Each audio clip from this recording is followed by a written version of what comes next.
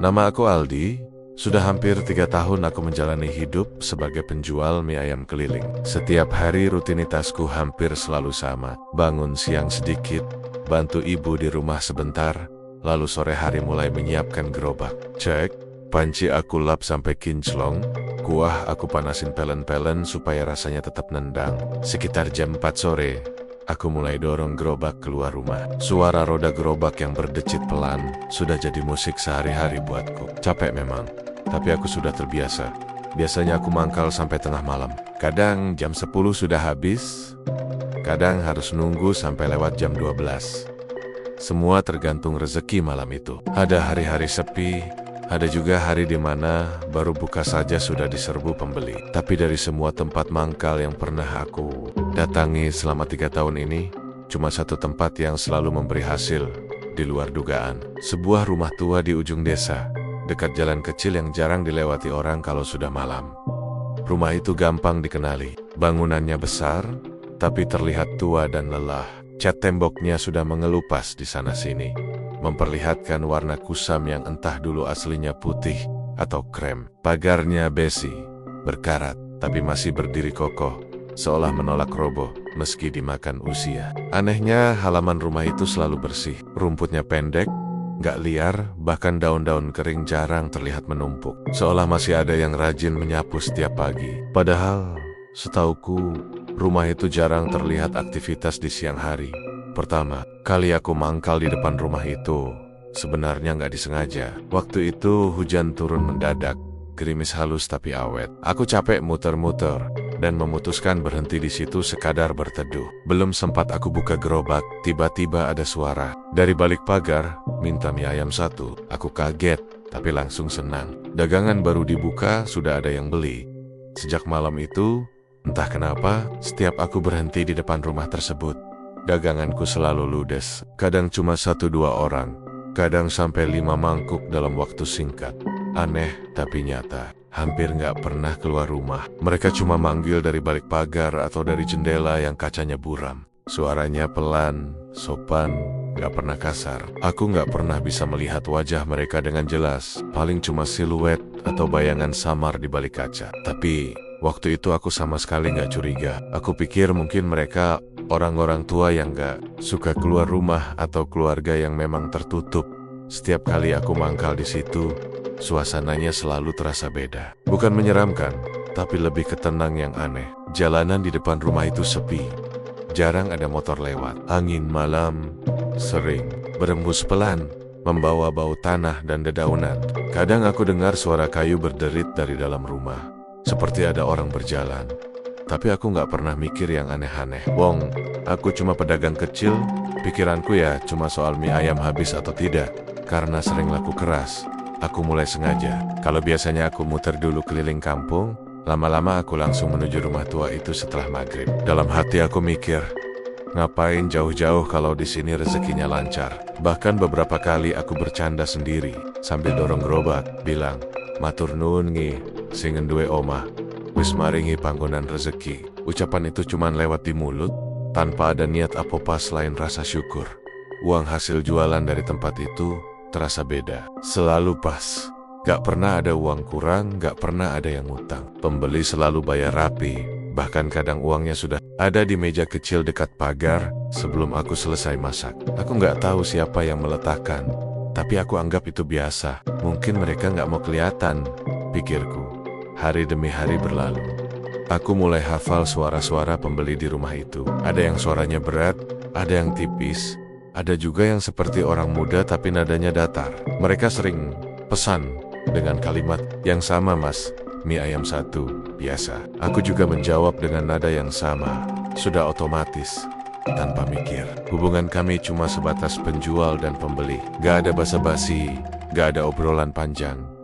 Sampai suatu malam, ada perasaan aneh yang muncul tanpa alasan jelas. Malam itu aku datang agak telat, hampir jam 11. Udara dingin menusuk tulang, padahal biasanya nggak sedingin itu. Begitu aku berhenti di depan rumah tua itu, aku merasa seperti sedang diperhatikan. Bukan dari satu arah, tapi dari banyak arah. Bulu kudukku sempat meremang, tapi aku kibas-kibaskan tangan, mencoba mengusir perasaan itu. Aku buka gerobak, Nyalakan kompor. Api biru menyala kecil. Saat aku mulai mengaduk kuah, aku dengar suara dari dalam rumah. Bukan suara orang memanggil, tapi suara aktivitas. Seperti suara piring disusun, sendok beradu, dan langkah kaki pelan di lantai kayu. Suaranya jelas, terlalu jelas untuk diabaikan. Aku berhenti sejenak, mendengarkan. Rumah itu terasa hidup, lebih hidup dari biasanya. Mungkin lagi ada keluarga ngumpul, gumamku. Aku mencoba menenangkan diri, tapi ada satu hal yang bikin aku mikir. Selama ini, aku gak pernah lihat orang keluar masuk rumah itu di siang hari. Gak pernah ada motor terparkir, gak pernah ada tamu datang. Tapi malam itu, suara di dalam rumah terdengar ramai. Aku menghela napas, lalu lanjut masak. Tak lama, suara itu berhenti, digantikan oleh panggilan pelan dari balik jendela.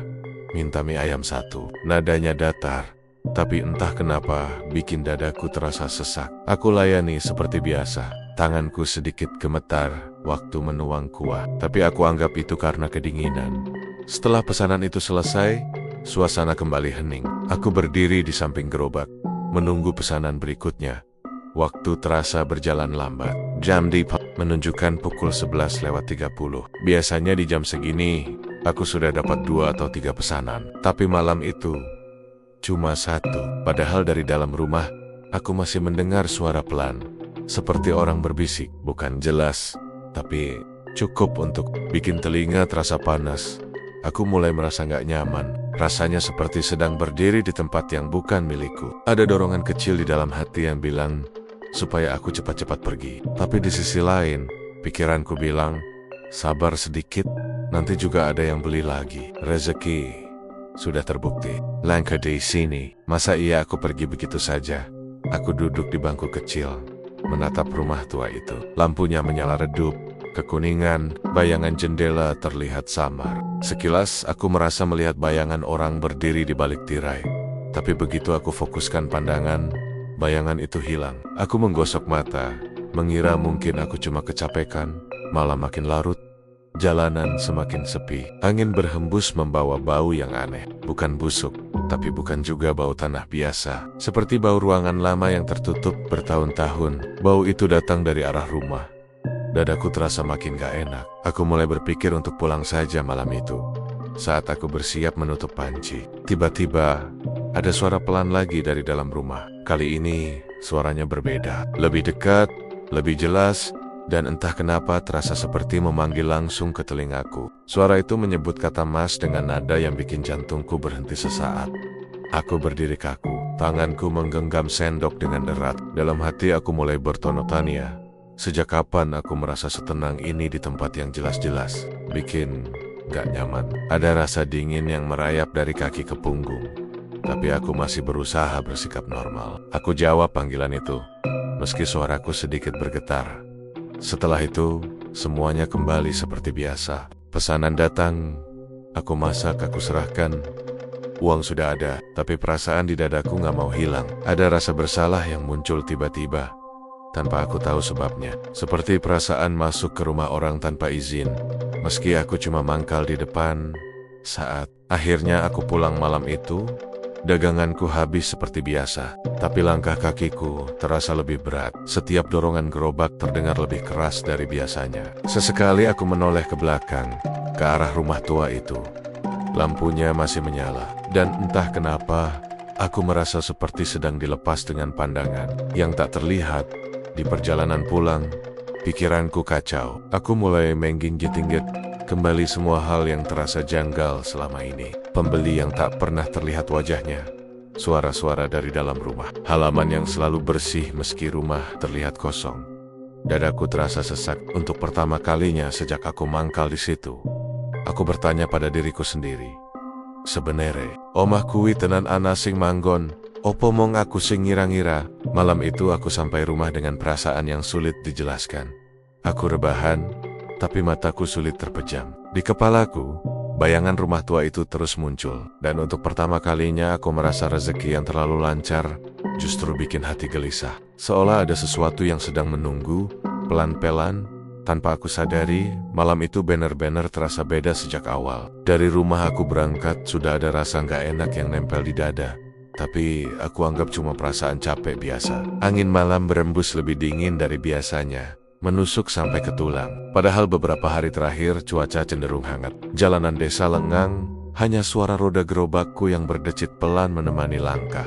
Lampu-lampu rumah warga satu persatu mulai padam ketika aku melewati mereka. Seolah malam sedang menelan desa itu perlahan.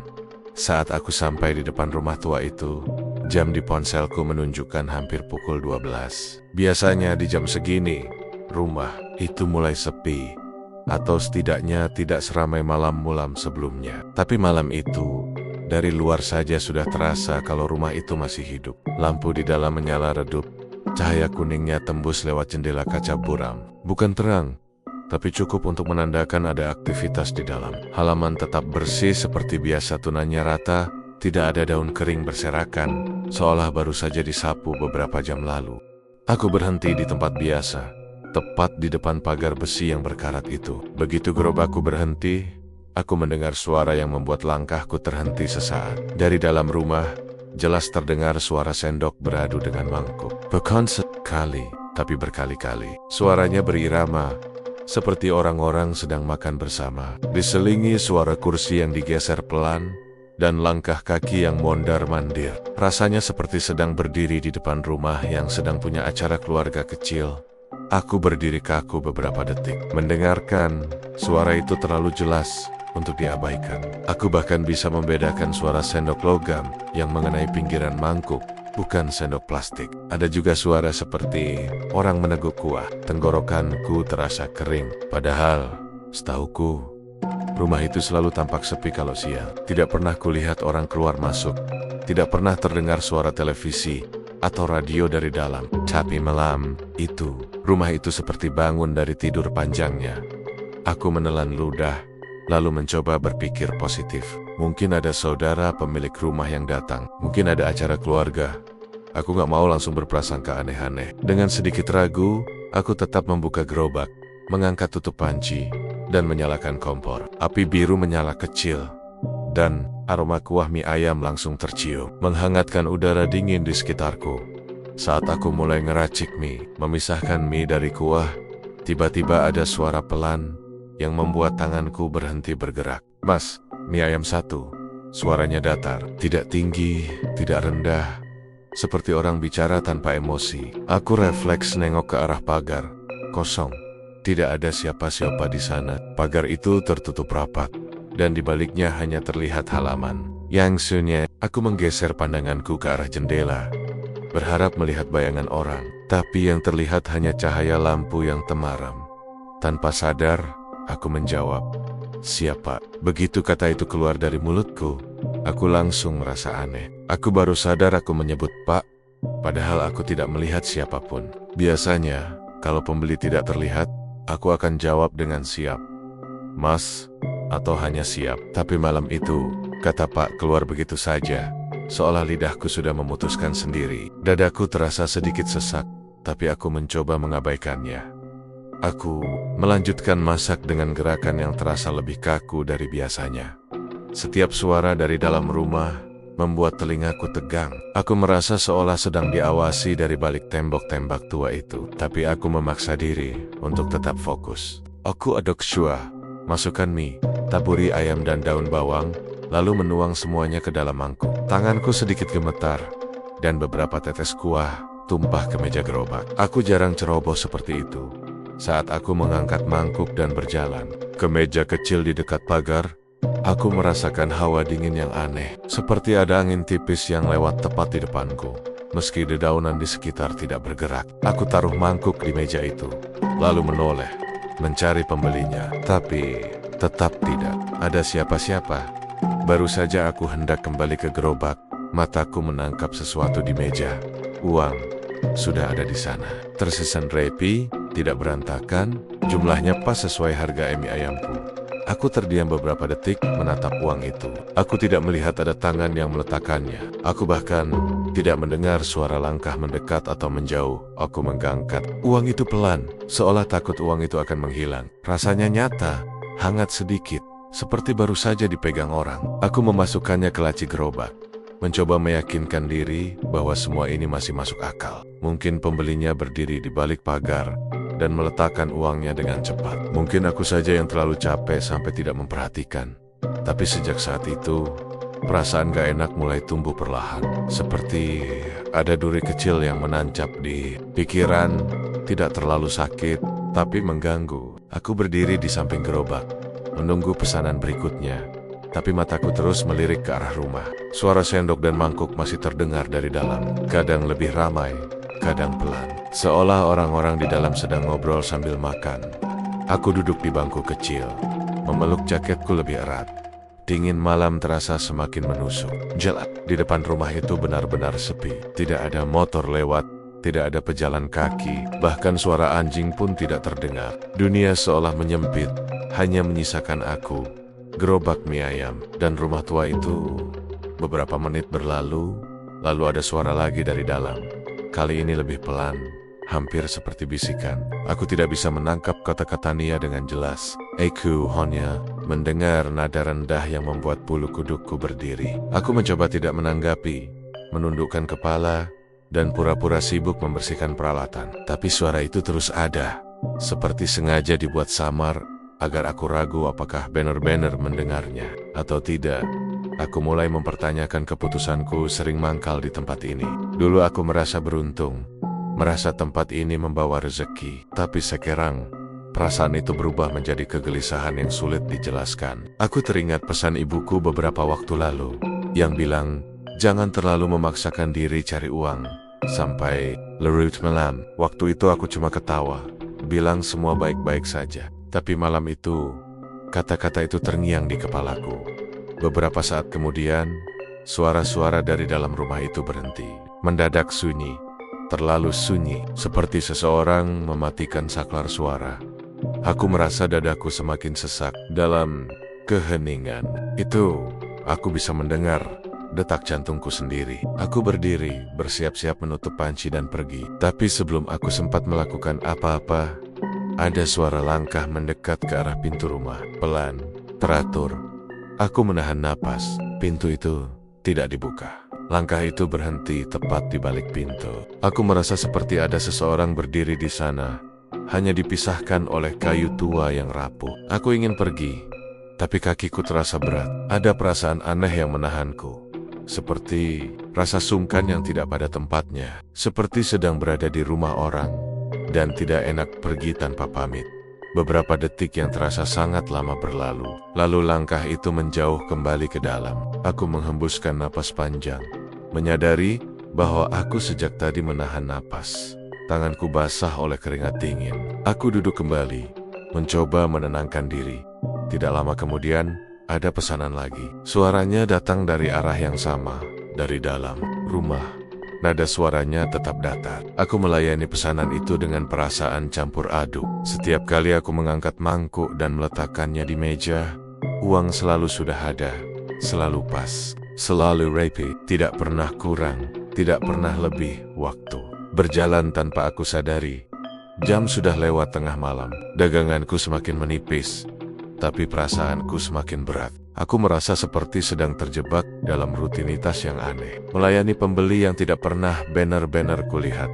Di depan rumah yang seharusnya sepi. Di sela-sela itu, aku mulai merasa ada jarak antara aku dan dunia luar. Seolah aku sedang berada di ruang kecil yang terpisah dari desa, dari waktu, dari kenyataan. Di satu momen, aku sempat berbisik pelan, hampir tidak terdengar. Kulo namung sadean. Boten maksud opo-opo. Aku tidak tahu kenapa aku mengucapkan itu. Kata-kata itu keluar begitu saja. Mungkin karena ada rasa takut yang mulai merayap ke dalam hati. Setelah aku berbisik seperti itu, suasana terasa sedikit lebih ringan, meski tidak sepenuhnya hilang.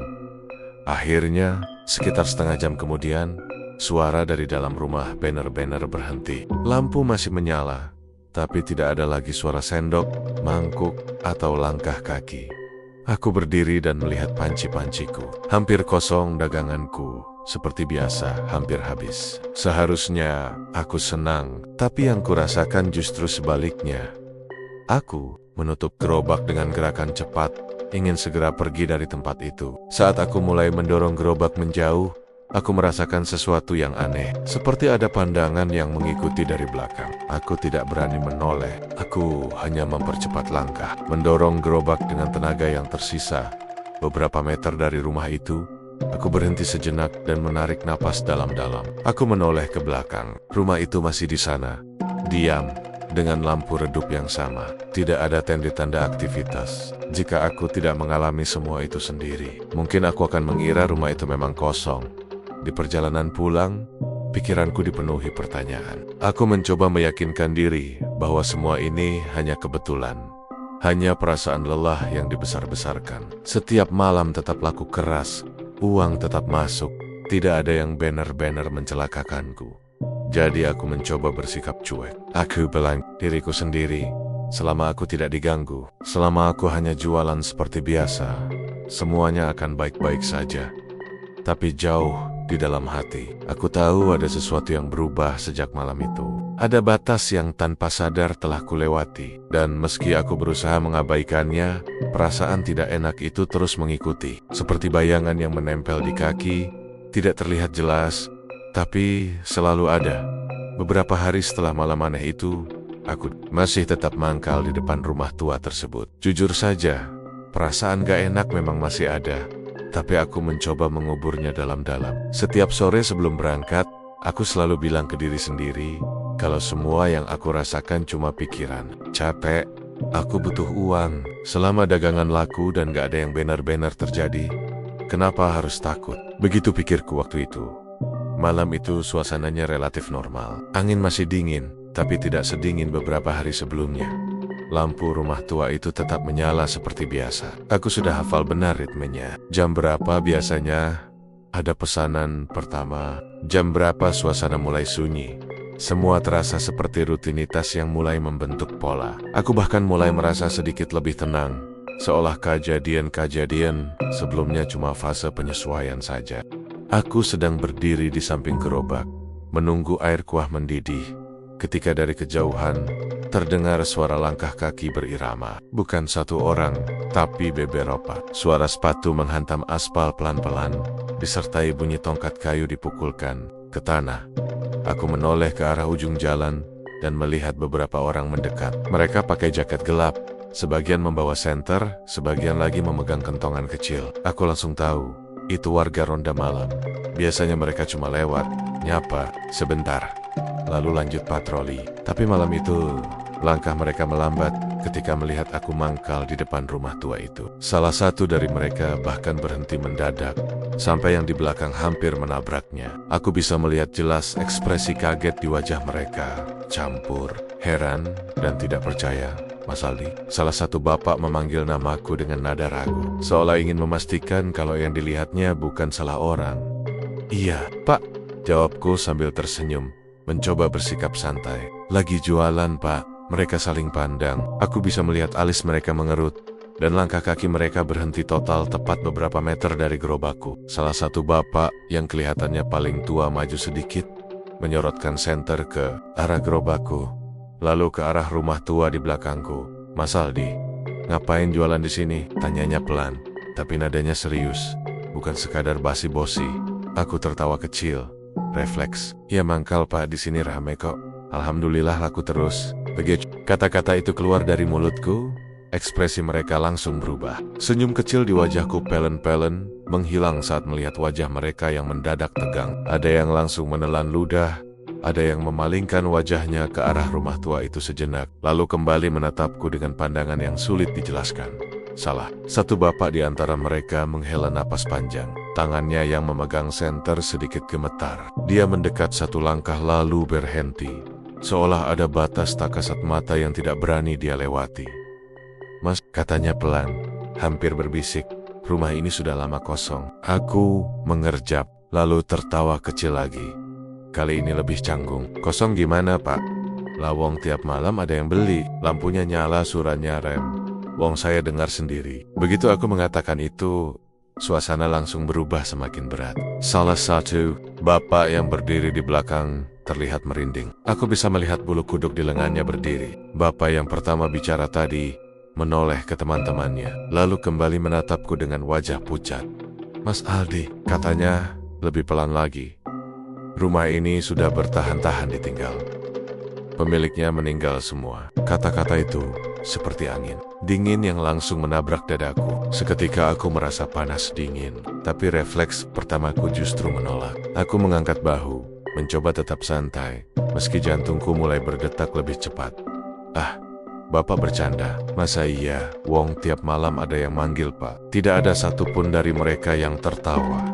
Bahkan tidak ada yang tersenyum. Wajah mereka serius. Terlalu serius untuk ukuran candaan. Bapak yang tadi bicara menggeleng pelan. Ini bukan bercanda, Mas, katanya. Dulu, keluarga yang tinggal di sini, meninggalnya nggak wajar. Sejak itu rumah ini ditinggal, gak ada yang berani nempati. Bahkan kalau siang pun jarang ada yang mau berhenti di depan sini. Aku mulai merasa tenggorokanku kering. Mulutku ingin menjawab, tapi kata-kata terasa berat. Antak kali. Salah satu bapak lain menimpali dengan suara lirih. Anak-anak kalau main, Mas, gak pernah mau lewat sini. Mereka muter jauh, katanya. Gak enak. Kata gak enak itu menggantung di udara. Bukan diucapkan dengan nada dramatis, tapi justru dengan nada datar yang bikin bulu kudukku berdiri. Aku menoleh ke arah rumah tua itu. Lampunya masih menyala redup seperti biasa. Dari luar, rumah itu terlihat tenang, bahkan nyaris damai. Sulit membayangkan kalau tempat itu menyimpan cerita seperti yang mereka katakan. Aku tertawa kecil, lebih ke arah menenangkan diri sendiri. Mungkin Bapak salah rumah, soalnya saya tiap malam di sini aman-aman saja. Aku bisa merasakan ego dalam diriku mulai mengambil alih. Ada bagian dari diriku yang tidak mau terlihat penakut. Ada juga rasa kesal, seolah mereka sedang meremehkan pengalamanku sendiri. Wong aku yang setiap malam di sini, aku yang lihat dan dengar sendiri. Bapak yang paling tua itu menatapku lama. Tatapannya bukan marah, tapi seperti orang yang sedang melihat anak kecil keras kepala. Dia menghela napas lagi, lalu berkata pelan, Mas, saya cuma mengingatkan, rezeki memang urusan Gusti Allah. Tapi kadang, cara datangnya rezeki juga perlu kita perhatikan. Aku terdiam. Kata-kata itu menancap pelan tapi dalam. Untuk sesaat, aku merasa malu, tapi perasaan itu cepat tertutup oleh pembelaan diri. Aku mengangguk seadanya. Salah satu bapak lain melirik ke arah rumah, lalu kembali menatapku. Suaranya lebih pelan dari yang lain. Mas, selama jualan di sini, pernah lihat orangnya? Aku menggeleng. Gak pernah lihat jelas, Pak. Tapi ya suara ada, uangnya juga ada. Mendengar itu, beberapa dari mereka langsung saling pandang. Lagi, ada yang mengusap wajahnya. Ada yang menghela napas berat. Suasana jadi makin tegang. Jalanan yang tadinya sunyi terasa semakin sempit. Seolah hanya ada kami dan rumah tua itu. Bapak yang paling tua mendekat sedikit lagi, lalu berkata dengan suara rendah hampir seperti pesan rahasia, Mas, kami ini ronda tiap malam, lewat sini juga. Tapi kami gak pernah lihat ada orang beli. Gak pernah lihat lampu rumah ini nyala terang. Yang Mas lihat dan dengar mungkin bukan seperti yang Mas kira. Dadaku berdebar kencang. Untuk sesaat, semua suara di sekitarku terasa menjauh. Aku hanya mendengar kata-kata itu bergaung di kepalaku. Tapi lagi-lagi, aku memaksa diri untuk tetap terlihat tenang. Aku tersenyum kaku. Ya mungkin bapek-bopek lewatnya pas lagi sepi. Jawabku. Tidak ada yang membalas senyumku. Wajah mereka tetap serius. Akhirnya, bapak yang tadi bicara pertama kali mengangguk pelan, seolah menyerah berdebat. Mas Aldi, katanya, kami sudah sampaikan, pilihan tetap Dimas. Tapi ada satu pesan saja. Aku menatapnya. Apa itu, Pak? Dia menarik napas dalam-dalam sebelum bicara. Kalau masih mau jualan di sini, jangan pernah jawab kalau ada yang manggil dari dalam rumah. Kalimat itu diucapkan pelan tapi tegas, seperti aturan yang tidak boleh dilanggar. Aku merasakan tengkukku dingin. Aku ingin bertanya kenapa, tapi entah kenapa lidahku keluh. Kata-kata itu terasa berat, seperti membawa makna yang tidak siap aku dengar. Bapak itu melanjutkan, anggap saja gak dengar. Jangan ditanggapi, jangan disahuti. Aku mengangguk pelan, meski dalam hati masih penuh tanda tanya. Mereka lalu berpamitan, melanjutkan ronda mereka. Langkah kaki mereka menjauh perlahan. Suara kentongan kecil semakin samar sampai akhirnya menghilang di ujung jalan. Aku berdiri sendirian di depan rumah tua itu, dengan gerobak mie ayamku yang masih mengepul. Suasana mendadak terasa jauh lebih sunyi dari sebelumnya. Seolah kehadiran warga ronda tadi adalah satu-satunya pengikatku dengan dunia nyata. Aku menoleh ke arah rumah. Lampunya masih menyala. Dari dalam, terdengar suara pelan. Bukan jelas, tapi cukup untuk membuatku merinding. Aku teringat pesan Bapak Ronda tadi. Jangan pernah jawab kalau ada yang manggil dari dalam rumah untuk pertama kalinya. Sejak aku mangkal di situ, ada rasa takut yang benar-benar nyata. Bukan takut yang meladik ledek, tapi takut yang pelan, yang merayap ke dalam hati. Aku menarik napas panjang dan berbisik pelan. Hampir tidak terdengar. Yen tenan ana sing manggon, kulo namung golek rezeki. Mboten niat ngangganggu. Aku tidak tahu pada siapa aku bicara.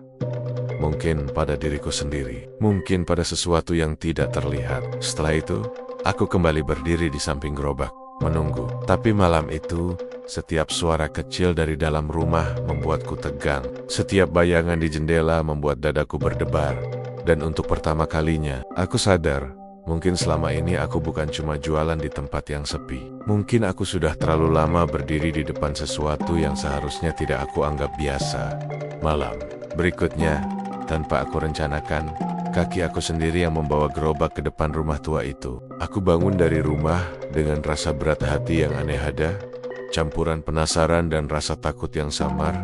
Tapi entah kenapa, aku tetap melangkah ke arah yang sama. Jalanan desa gelap, hanya diterangi lampu jalan beberapa buah yang redup. Suara roda gerobakku menghantam aspal dengan ritme lambat, tapi terasa lebih keras dari biasanya. Angin malam berhembus dingin, menusuk sampai ke tulang. Meskipun musim kemarau sedang berlangsung, bau tanah kering bercampur dedaunan lembab menyeruak di hidung, membuat aku menelan ludah berkali-kali. Mencoba menenangkan diri begitu aku sampai di depan rumah tua itu. Suasana langsung membuat dada aku sesak. Rumah itu tampak diam, tapi terasa penuh dengan sesuatu yang tidak terlihat. Lampu di dalam rumah menyala redup kuning lembut. Tapi malam itu berbeda. Entah kenapa suasananya jauh lebih sunyi daripada malam-malam sebelumnya. Tidak ada suara jangkrik, tidak ada angin yang menggoyang daun, bahkan dedaunan di halaman rumah tampak diam tak bergerak. Aku berdiri sejenak, menatap gerobak yang masih tertutup, mencoba mengumpulkan keberanian. Napasku berat, tapi aku tahu, kalau aku ingin pulang tanpa membuka gerobak, mungkin aku tidak akan pernah bisa kembali ke rutinitas sehari-hari. Aku membuka tutup panci perlahan. Aroma kuah mie ayam yang hangat langsung keluar, memenuhi udara dingin malam. Sambil mengaduk perlahan, aku menyiapkan mie seperti biasa. Tapi perasaanku kali ini berbeda. Ada rasa was-was yang mengintip di sudut hatiku. Baru beberapa menit aku sibuk menata mangkuk dan menambahkan ayam, daun bawang, dan taburan bawang goreng. Tiba-tiba terdengar suara yang membuat bulu kudukku merinding. Suara itu datang dari dalam rumah. Terdengar jelas dan familiar. Tapi entah bagaimana juga terdengar. Tidak was, Mas Aldi, biasa ya. Aku menelan ludah. Jantungku berdebar lebih cepat. Refleksnya aku ingin menjawab, tapi mulutku terasa kaku. Pesan bapak-bapak ronda malam beberapa hari lalu tiba-tiba muncul di kepala. Jangan pernah jawab. Kalau ada yang manggil dari dalam rumah, secepat kilat aku menutup mulut, menahan kata-kata yang sudah terbentuk di lidah. Aku pura-pura tidak mendengar. Aku mengalihkan pandangan ke gerobak, mencoba terlihat sibuk. Tanganku bergerak mekanis, tapi seluruh indera aku menegang. Aroma mie ayam yang biasanya menenangkan, kini terasa mengikat, hampir menyelimuti aku dalam. Ruang yang hangat tapi menakutkan. Suara itu kembali terdengar. Kali ini lebih dekat, lebih pelan, hampir seperti bisikan yang menyelinap langsung ke telingaku. Mas, kok gak dijawab? Mendengar kata-kata itu, jantungku rasanya berhenti sesaat. Tubuhku gemetar, bukan karena dingin, tapi karena kesadaran bahwa suara itu memanggil aku dengan nama sendiri. Baru kali itu aku sadar, selama ini tidak ada yang pernah memanggil namaku, kecuali suara itu dari dalam rumah yang seharusnya kosong. Aku ingin menoleh, tapi kaku. Mata dan kepala aku seolah tertahan oleh rasa takut yang tiba-tiba menyelimuti seluruh tubuh. Lampu rumah mendadak berkedip. Minut halaman sebentar sebelum redup kembali. Gerobakku bergetar perlahan. hampir seperti ada tangan tak terlihat yang menyentuhnya. Aku menarik napas panjang, mencoba menenangkan diri, tapi hawa dingin yang tiba-tiba menyeruak membuat kulit aku meremang. Setiap otot aku tegang. Suara itu datang lagi, lebih dekat dari sebelumnya. Aku yakin, kalau aku menoleh, aku akan melihat sesuatu, tapi apa? Aku tidak tahu. Aku menundukkan kepala, menatap panci mie ayam, mencoba fokus pada gerakan mengaduk. Tapi mata aku sesekali menoleh ke arah jendela rumah tua itu. Bayangan samar bergerak di balik tirai. Tidak jelas, tapi cukup untuk membuat aku merasa ada sosok yang menatap balik ke arah aku. Nafasku terasa berat. Mulut aku kering. Tanggaan gemetar saat menambahkan kuah panas ke mangkuk. Aku mencoba menenangkan diri dengan mengulang mantra kecil di hati. Kulo namung golek rezeki, emboten niat nganganggu. Kulo mung masak mie ayam, mboten lio-lio. Kata-kata Jawa itu keluar begitu saja, pelan. Hampir seperti aku sedang berbicara pada sesuatu yang tak terlihat. Rasanya aneh, tapi sedikit lega. Seolah ada sesuatu yang mengizinkan aku tetap hidup. Malam itu, waktu berjalan lambat. Setiap kali aku menaruh mangkuk di meja kecil di depan pagar, selalu ada uang yang menunggu. Tapi malam itu, aku tidak merasa senang. Justru perasaan tidak nyaman semakin menumpuk. Aku merasa seperti sedang diikat oleh ruang tak terlihat. Tidak bisa benar-benar bergerak bebas. Udara dingin yang menusuk terasa makin pekat, seolah menempel di kulit dan menyusup ke tulang. Sekitar 10 menit kemudian, suara itu muncul lagi. Kali ini dari sisi gerobak, lebih jelas, lebih menuntut. Mas, biasa ya. Kali ini terdengar lebih dekat, seolah ada yang berdiri tepat di belakang aku. Tapi aku tidak berani menoleh. Tubuh aku kaku, seluruh energi aku terkunci. Napas aku tersengal, hatiku berdebar begitu kencang. Aku hampir tidak bisa mendengar suara lain selain suara itu, yang berulang, menuntut, tapi juga seolah menunggu respon aku. Aku mencoba berbicara dalam hati, berulang kali. Ora, aku mengmasak, mboten nganganggo, mboten niat opo-opo. Kata-kata itu diulang-ulang, seperti doa kecil yang keluar tanpa sadar. Dan setiap kali aku mengucapkan itu, suasana sedikit lebih tenang, tapi hanya sebentar. Hening itu rapuh, dan suara itu selalu kembali, muncul entah dari mana. Lebih pelan, tapi menembus hati aku seperti jarum halus. Lampu rumah berkedip lagi. Kali ini lebih cepat. Bayangan di balik jendela bergerak lebih nyata. Aku menunduk, tanganku menempel di meja gerobak, mencoba menguatkan diri. Aroma kuah mie ayam yang hangat kini terasa berat, seperti menahan sesuatu di udara. Tidak ada suara lain di jalanan. Hanya aku, gerobak, dan rumah tua itu yang seolah hidup sendiri. Aku mulai merasakan tubuh aku lelah, tapi bukan lelah biasa. Ini lelah yang menekan. Seakan seluruh energi aku tersedot oleh suasana malam itu. Tubuh aku ingin berlari, tapi kaki siala tertanam di tanah. Napas aku cepat tapi dangkal, dan bulu kuduk aku berdiri di seluruh tubuh. Beberapa saat kemudian, aku mendengar suara langkah dari dalam rumah. Teratur, jelas, tapi perlahan, seperti seseorang berjalan dari ruang tamu menuju jendela di dekat. Aku menahan napas. Rasanya seperti dunia berhenti bergerak. Semua suara di luar angin, jangkrik, suara kendaraan jauh hilang. Hanya ada suara langkah itu dan suara detak jantung aku sendiri. Aku mencoba tetap diam, pura-pura sibuk menatap peralatan. Tapi saat langkah itu berhenti tepat di balik tirai, aku merasa ada sesuatu menatap langsung ke aku. Tubuh aku kaku. Aku ingin berteriak, tapi tenggorokan aku serasa tertutup, Mas. Kok nggak dijawab? Suara itu terdengar lagi, lebih dekat, lebih personal, menembus seluruh kesadaran aku. Aku menunduk lebih dalam.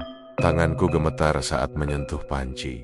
Napas aku tersendat. Aku menutup mata sejenak, mencoba menenangkan diri. Tapi saat aku membuka mata, bayangan samar di jendela tidak lagi bergerak. Lampu di dalam rumah tetap redup, tapi terasa lebih hidup dari sebelumnya.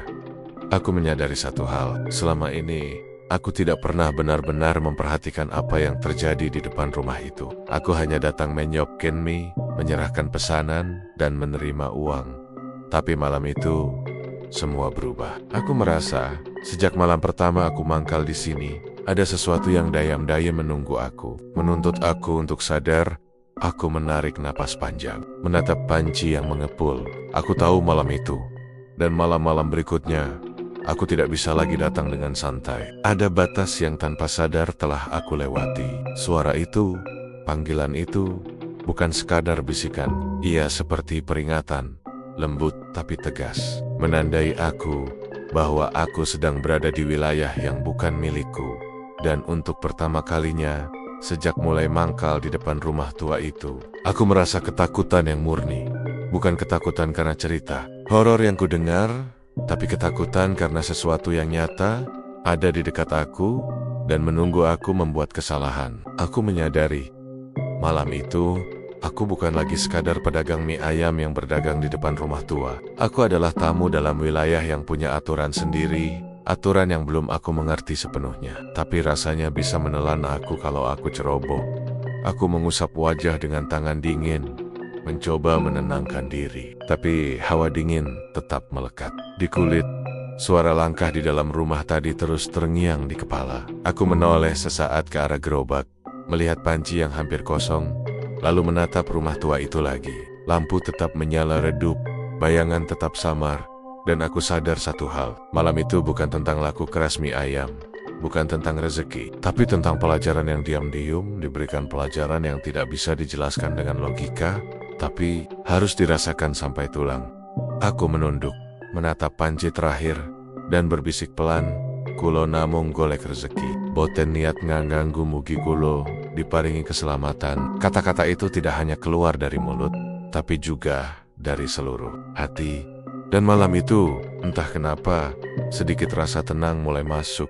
Meski tetap ada ketegangan halus yang tidak hilang. Malam itu aku pulang dengan hati lebih berat dari sebelumnya, tapi dengan pelajaran yang baru aku pahami. Kadang, rezeki yang terlalu mudah datangnya bukan hanya keberuntungan, tapi juga ujian. Malam itu terasa lebih berat daripada malam-malam. Seperti udara dingin menusuk sampai ke tulang. Tapi kali ini bukan dingin biasa. Ada sensasi yang berbeda. Seperti hawa itu penuh dengan sesuatu yang menekan, membuat seluruh tubuh aku tegang. Aku berdiri di depan rumah tua itu, gerobak mie ayam masih di tanganku. Jantung berdebar kencang, tapi ada dorongan aneh yang membuat aku tidak bisa bergerak cepat. Napasku tercekat, tangan aku gemetar saat memegang sendok. Rasa takut yang sebelumnya samar kini menjadi nyata, seperti bayangan yang menempel di kulit.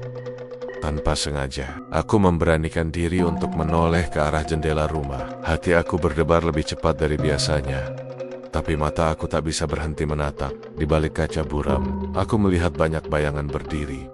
Mereka diam, tidak bergerak, hanya berdiri, seolah menunggu. Semakin aku menatap, semakin banyak bayangan yang muncul. Seakan-akan mereka mengisi seluruh ruang di balik jendela itu. Bayangan itu tidak jelas bentuknya, tapi cukup untuk membuat aku merasa bahwa mereka bukan sekadar ilusi. Aku ingin kabur. Rasanya kaki aku lemas, seolah dicampur dengan rasa takut yang menjalari seluruh tubuh. Tubuh aku terasa berat. Napas aku pendek, tapi jantung aku berdetak begitu kencang, sehingga terasa di tenggorokan. Tanganku menggenggam sendok sekuat tenaga. Tapi tubuh aku ingin berbalik dan lari secepat mungkin, tapi kaki seperti tertanam di tanah. Aku merasa seperti tersedot ke tanah, terikat oleh rasa takut yang halus tapi kuat. Dari dalam rumah, suara mulai terdengar lagi. Tapi kali ini berbeda. Mereka tidak lagi memanggil untuk membeli mie ayam. Tidak lagi datar atau sopan. Suara-suara itu bersahutan, satu demi satu, tapi tetap sama. Satu kalimat yang diulang berulang, seperti mantra yang mengikat. Masih hangat kan? Mendengar itu, seluruh tubuh aku membeku. Kepala aku terasa berat, jantung berdegup kencang.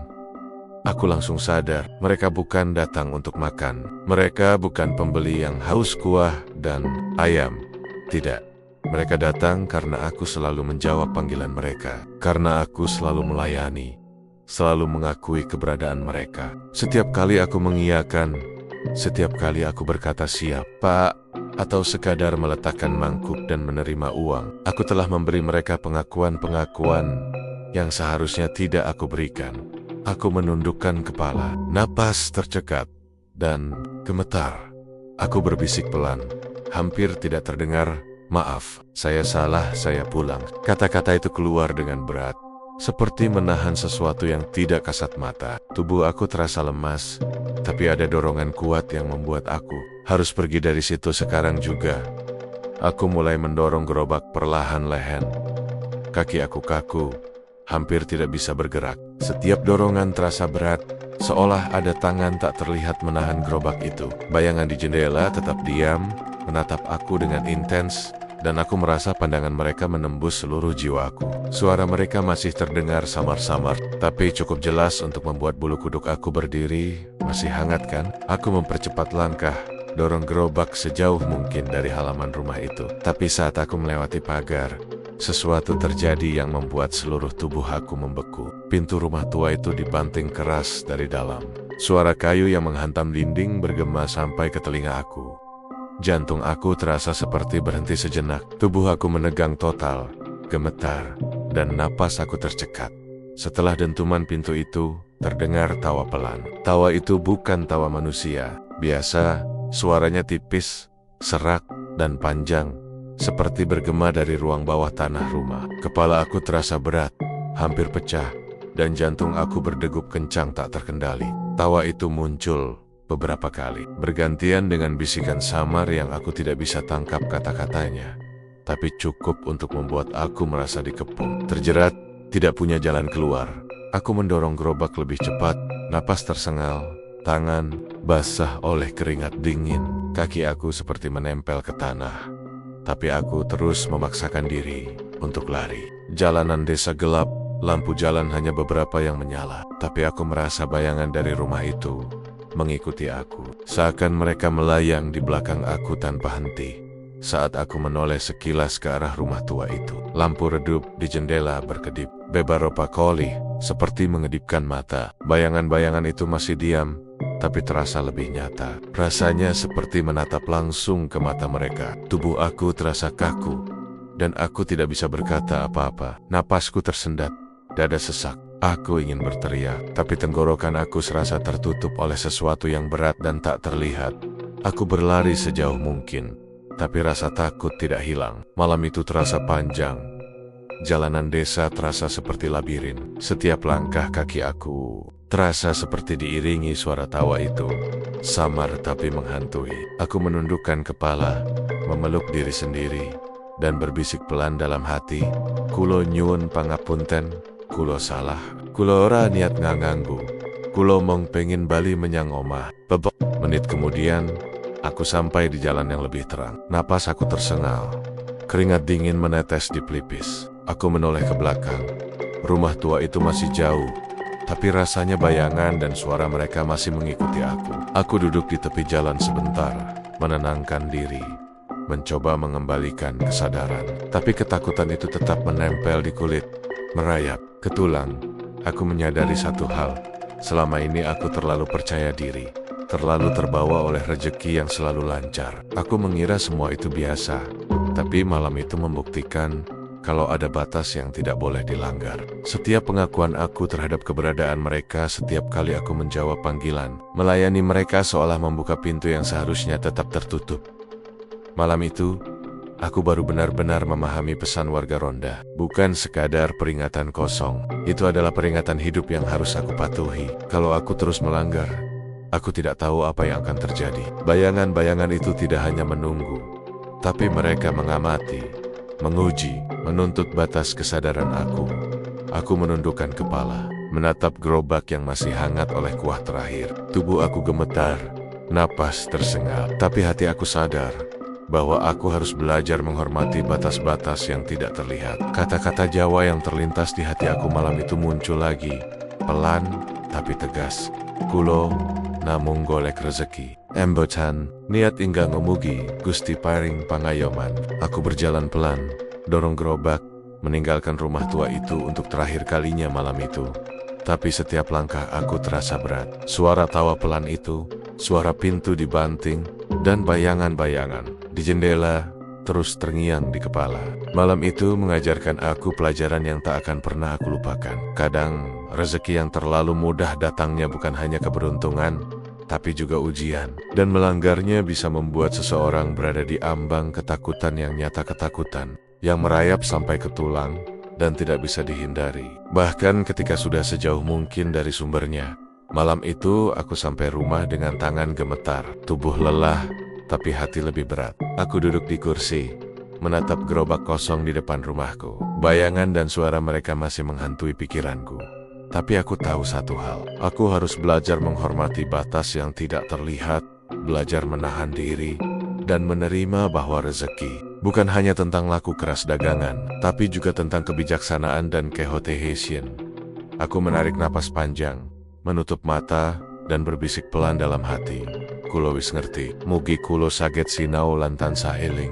Malam itu, aku tidak hanya pulang dengan mie ayam ludes dan uang di tangan, tapi juga dengan pelajaran yang menembus jauh ke dalam jiwa. Pelajaran yang akan aku ingat selamanya. Sejak malam itu, tubuh aku mulai rapuh, entah karena ketakutan, entah karena energi aku tersedot tanpa sadar. Aku jatuh sakit. Demam tinggi menyerang aku beberapa hari berturut-turut. Tubuh aku panas dingin bergantian. Keringat dingin menetes di pelipis. Dan setiap kali aku menutup mata, dunia terasa berputar. Tapi yang paling aneh, suara-suara itu tidak berhenti. Aku dengar mereka memanggil dari jauh, seperti gema yang menempel di kepala aku. Mas, masih hangat kan mas? Biasa ya, suara itu muncul setiap kali aku merem. Bahkan saat aku bangun, masih terasa di telinga, samar tapi nyata. Bau kuah mie ayam selalu menguar di hidung aku. Walau aku tidak memasak apapun, aku bisa mencium aroma ayam rebus, bawang goreng, dan kuah panas yang gurih memenuhi ruangan kamar aku. Bau itu begitu kuat, seolah datang dari arah rumah tua itu sendiri. Kepala aku terasa berat dan perasaan takut terus menempel di hati. Orang-orang di rumah sempat bingung melihat kondisi aku. Aku lemah, gemetar, demam tinggi. Tapi yang paling aneh bagi mereka adalah ekspresi wajah aku kaget, cemas, tapi juga seperti dihantui sesuatu yang tidak kelihatan. Mereka mencoba menyemangati aku, memberi obat, tapi aku tahu ini bukan sekadar sakit biasa. Ini sesuatu yang berbeda. Akhirnya, seorang sesepuh desa datang. Orang ini bukan sembarang orang. Beliau sudah dikenal luas karena pengalaman dan ilmunya. Aku duduk di teras rumah. Tubuh aku masih gemetar, sambil sesepuh itu duduk berhadapan.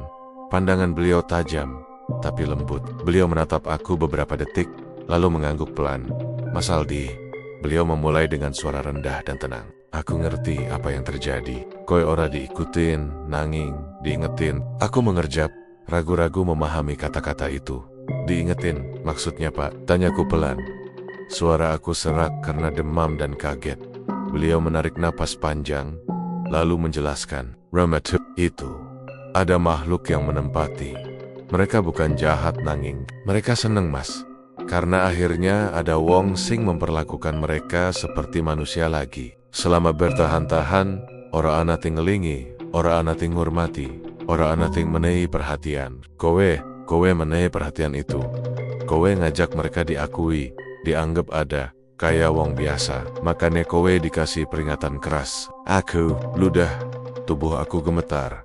Bukan hanya karena sakit, tapi juga karena perasaan bersalah yang tiba-tiba menyeruak. Selama ini, aku pikir yang aku lakukan cuma jualan, cuma rutinitas biasa. Tapi ternyata, tanpa sadar, aku telah mengganggu sesuatu yang punya aturan sendiri.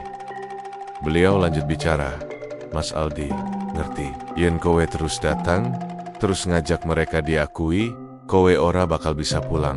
Sampeyan bakal kejebak. Rezeki bisa dari bumerang mas, iki peringatan. Nanging kowe isi, dikasih pilihan. Aku terdiam. Kepala terasa berat.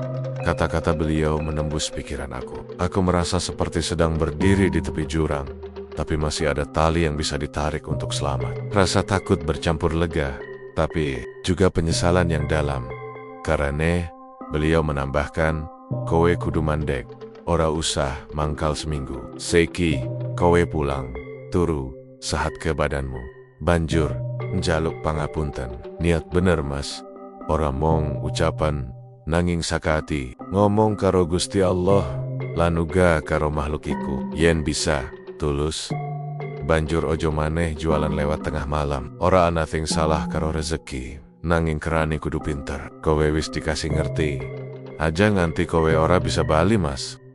Mengangguk pelan, Tubuh aku gemetar tapi sedikit lega. Sesepuh itu memberikan aku beberapa ramuan tradisional minum hangat. Dipijat pelan untuk membantu badan rileks sambil memberi doa perlindungan. Aku rasanya seperti disentuh ringan oleh sesuatu yang menenangkan, walau rasa takut masih ada di tulang. Malam itu, aku tidur dengan kesadaran baru. Aku memejamkan mata, berbisik pelan dalam hati. Kulo nyuwun pangapunten, kulo salat, mugi Gusti lan sing ana ing omah mau paring pangapunten lan rahayu. Kata-kata itu bukan sekadar ucapan, tapi keluar dari hati aku yang paling dalam. Bau kuah mie ayam malam itu tetap ada samar, tapi tidak lagi membuat aku panik. Rasanya lebih seperti pengingat lembut bahwa aku harus belajar, bukan diusir.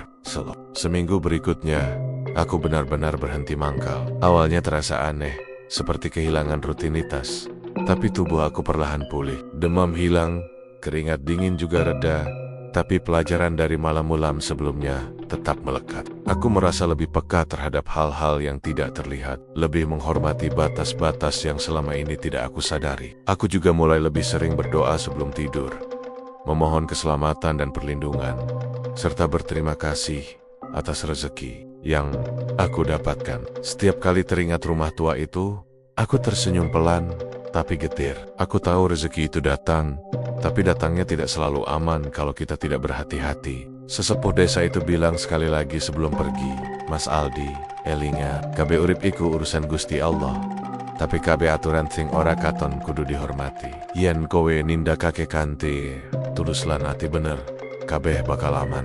Yen ora, kowe bakal ngerti akibat. Iki mong peringatan, Mas, ora luwih. Aku mengangguk pelan. Rasa lega dan was-was bercampur dalam dada. Aku tahu, malam itu dan seminggu berikutnya bukan sekadar istirahat, tapi juga proses pembelajaran yang dalam. Aku belajar bahwa ada hal-hal di dunia ini yang tidak bisa diukur dengan logika, yang tidak bisa dipegang atau dilihat, tapi tetap nyata dan berpengaruh. Dan yang paling penting, aku sadar satu hal, rezeki yang datang mudah tidak selalu berarti aman, dan kadang berhenti sejenak, meminta maaf, dan menenangkan diri jauh lebih berharga daripada terus mengejar keuntungan tanpa memperhatikan batas. Pelajaran itu begitu berat, tapi juga menyelamatkan aku. Minggu itu, aku duduk di teras rumah, menatap jalan sepi di desa, mengingat semua malam-malam sebelumnya. Aku tersenyum pelan, meski masih terasa sedikit takut. Tapi, aku tahu, aku telah belajar, dan kali ini, aku berjanji pada diri sendiri tidak akan lagi mengabaikan peringatan, tidak akan lagi tergoda oleh rezeki yang mudah, dan selalu menghormati batas yang tidak terlihat. Malam itu menjadi titik balik aku, bukan hanya sebagai pedagang mie ayam, tapi sebagai manusia yang mulai memahami bahwa dunia ini penuh dengan hal-hal yang tidak kasat mata, yang harus dihormati dan dihargai.